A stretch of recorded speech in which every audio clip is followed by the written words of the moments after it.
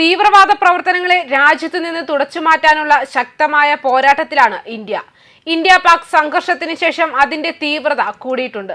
അതുകൊണ്ട് തന്നെ സംസ്ഥാനങ്ങളുടെ വിവിധ ഭാഗങ്ങളിൽ സേന അവരുടെ പ്രവർത്തനവും ശക്തമാക്കിയിരിക്കുകയാണ്. ജാർഖണ്ഡിലെ ബൊക്കാറോ ജില്ലയിലെ ഗോമിയ പോലീസ് സ്റ്റേഷൻ പരിധിയിലുള്ള ബിർഹോർദേരയിലെ വനങ്ങളിൽ ബുധനാഴ്ച പുലർച്ചെ സുരക്ഷാ സേനയുമായുണ്ടായ ഏറ്റുമുട്ടലിൽ 2 മാവോയിസ്റ്റുകൾ കൊല്ലപ്പെട്ടു. ഓപ്പറേഷനിടെ CRPFിലെ എലൈറ്റ് കോബ്ര 209 ബറ്റാലിയനിലെ ഒരു ജവാൻ വീരമൃത്യു വരിച്ചു. പ്രദേശത്ത് മാവോയിസ്റ്റുകളുടെ സാന്നിധ്യം സംബന്ധിച്ച ഇന്റലിജൻസ് വിവരങ്ങളെ തുടർന്നാണ് ഓപ്പറേഷൻ ആരംഭിച്ചത്. രാവിലെ 6 മണിയോടെ സുരക്ഷാ ഉദ്യോഗസ്ഥർ വനം പരിശോധിക്കുന്നതിനിടെ തീവ്രവാദികളിൽ നിന്ന് കനത്ത വെടിവയ്പുണ്ടായി. പ്രതികാര നടപടികൾ 2 മാവോയിസ്റ്റുകൾ കൊല്ലപ്പെട്ടു. ഇവരിൽ ഒരാൾ യൂണിഫോം ധരിച്ചിരുന്നു, മറ്റൊരാൾ സിവിലിയൻ വസ്ത്രത്തിലായിരുന്നു. ഏറ്റുമുട്ടൽ നടന്ന സ്ഥലത്ത് നിന്ന് ഒരു AK-47 റൈഫിൾ കണ്ടെടുത്തതായും പോലീസ് വ്യക്തമാക്കി. അതേസമയം കൊല്ലപ്പെട്ട മാവോയിസ്റ്റുകളുടെ മൃതദേഹങ്ങൾ സുരക്ഷാ സേന കണ്ടെടുത്തു.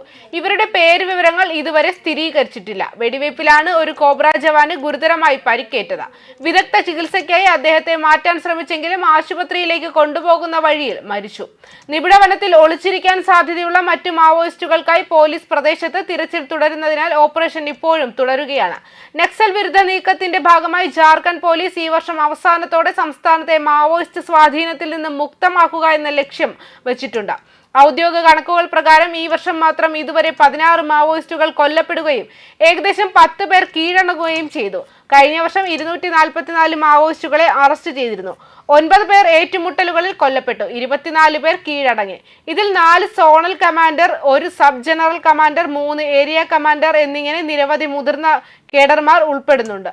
അതേസമയം തുടർച്ചയായ സൈനിക ഓപ്പറേഷനുകളും വർദ്ധിച്ചുവരുന്ന കീഴടങ്ങലുകളും മേഖലയിലെ മാവോയിസ്റ്റ് ഗ്രൂപ്പുകളുടെ മേലുള്ള വർദ്ധിച്ചുവരുന്ന സമ്മർദ്ദത്തെ പ്രതിഫലിക്കുന്നുവെന്ന് സുരക്ഷാ ഉദ്യോഗസ്ഥർ വിമർശിക്കുന്നുണ്ട്. 2026 മാർച്ചോടെ രാജ്യം മാവോയിസ്റ്റ് ഭീഷണിയിൽ നിന്ന് മുക്തമാകുമെന്ന് കേന്ദ്ര ആഭ്യന്തരമന്ത്രി അമിത് ഷാ നേരത്തെ പറഞ്ഞിരുന്നു. അതേസമയം ഇന്ത്യൻ സുരക്ഷാ സേനയും നക്സൽ മാവോയിസ്റ്റ് വിമതരും തമ്മിലുള്ള ഏറ്റുമുട്ടലുകളുടെ ആവൃത്തി വർദ്ധിച്ചു എന്ന് മാത്രമല്ല, ആ ഏറ്റുമുട്ടലുകളുടെ മാരകതയും വർദ്ധിച്ചിട്ടുണ്ട്. പ്രത്യേകിച്ച് 2025 ഈ ഏറ്റുമുട്ടലുകൾ കൂടുതൽ മാരകമായി. 2024 ആകെ 301 പേർ കൊല്ലപ്പെട്ടപ്പോൾ 2025 ഇതുവരെ കുറഞ്ഞത് 255 പേർ കൊല്ലപ്പെട്ടതായി രേഖപ്പെടുത്തുന്നു. ഈ മരണങ്ങളിൽ ഭൂരിഭാഗവും വിമതരാണ്. ഇത് 2 കാര്യങ്ങളാണ് സൂചിപ്പിക്കുന്നത്. നക്സൽ മാവോയിസ്റ്റ് കേഡറുകൾ ദുർബലപ്പെടുകയും വലിയ ചെറുത്തുനിൽപ്പ് നടത്താൻ കഴിയാതെ വരികയും ചെയ്തിരിക്കാം. മാത്രമല്ല, അറസ്റ്റുകൾക്കും കീഴടങ്ങലുകൾക്കും പകരം കരയിൽ ആധിപത്യം സ്ഥാപിക്കാൻ ഇന്ത്യ ആഗ്രഹിക്കുന്ന ഒരു സമ്പൂർണ്ണ സൈനിക വിജയത്തിനായി ഇന്ത്യ നീങ്ങുകയായിരിക്കാം. കാശ്മീരിലെ തീവ്രവാദികളായാലും നക്സൽ മാവോയിസ്റ്റ് കേഡറുകളായാലും തീവ്രവാദികളോട് കർശനമായി പെരുമാറുക എന്ന ദേശീയവാദ ആഖ്യാനത്തിനനുസൃതമായി ഇന്ത്യൻ സർക്കാരിൽ നിന്ന് ബലപ്രയോഗത്തിൽ തുടർച്ചയായ വർധനവ് പ്രതീക്ഷിക്കാം.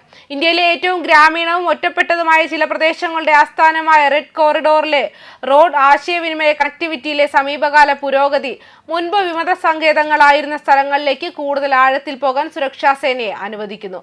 നക്സൽ മാവോയിസ്റ്റ് വിമതരെ സംബന്ധിച്ചിടത്തോളം അവർ മുമ്പത്തേക്കാൾ സൈനികമായി ദുർബലമായ ഒരു ശക്തിയാണെന്നതിൽ തർക്കമില്ല. കാലാൽ പടയാളികളുടെയും മുതിർന്ന CPI നേതാക്കളുടെയും ഉയർന്ന മരണസംഖ്യയ്ക്ക് പുറമെ അവരുടെ ഭൂമിശാസ്ത്രപരമായ സാന്നിധ്യവും കുറഞ്ഞിട്ടുണ്ട്. 5 മാർച്ച് മുതൽ CPI സോപാധിക സമാധാന ചർച്ചകൾക്കായി ശ്രമങ്ങൾ നടത്തിയിട്ടുണ്ടെങ്കിലും കേന്ദ്ര സർക്കാർ ഇതുവരെ ഔദ്യോഗികമായി പ്രതികരിച്ചിട്ടില്ല. എന്നിരുന്നാലും കലാപത്തിന്റെ പ്രത്യയശാസ്ത്രപരമായ അടിത്തറ, പ്രത്യേകിച്ച് സാമൂഹിക നീതിയും പിന്നോക്ക വിഭാഗങ്ങൾക്കുള്ള ഭൂമി അവകാശങ്ങളും ഇപ്പോഴും തദ്ദേശീയ ആദിവാസി ജനതയിൽ ആഴത്തിൽ പ്രതിധ്വനിക്കുന്നു. രാജ്യത്തെ ഏറ്റവും ധാതുസമ്പന്നമായ ചില പ്രദേശങ്ങൾ ഉൾക്കൊള്ളുന്ന റെഡ് കോറിഡോർ വ്യവസായവൽക്കരണം ഇഷ്ടപ്പെടുന്ന രാഷ്ട്രീയക്കാരും തങ്ങളുടെ പൂർവിക ഭൂമി നഷ്ടപ്പെടുമെന്നും തുടർന്നുള്ള കുടിയിറക്കവും ഭയപ്പെടുന്ന നാട്ടുകാർക്കുമിടയിലുള്ള ഒരു സംഘർഷ ബിന്ദുവായി ഉയർന്നു വന്നിട്ടുണ്ട്. ഈ സാഹചര്യത്തിൽ നക്സൽ മാവോയിസ്റ്റ് വിമതർക്ക് റിക്രൂട്ട്മെന്റ് അവസരങ്ങൾ കണ്ടെത്തുന്നത് തുടരാം. ഈ മത്സരം ഒരു റെഡി കോഡ് സെലിബ്രേ ആയി വർത്തിക്കുകയും അങ്ങനെ ചെയ്യാൻ തീരുമാനിച്ചാൽ ഒരു രാഷ്ട്രീയ പ്രസ്ഥാനത്തിലേക്ക് മാറാൻ സഹായിക്കുകയും ചെയ്തു. ന്യൂസ് ഡെസ്ക് കർമ്മ ന്യൂസ്.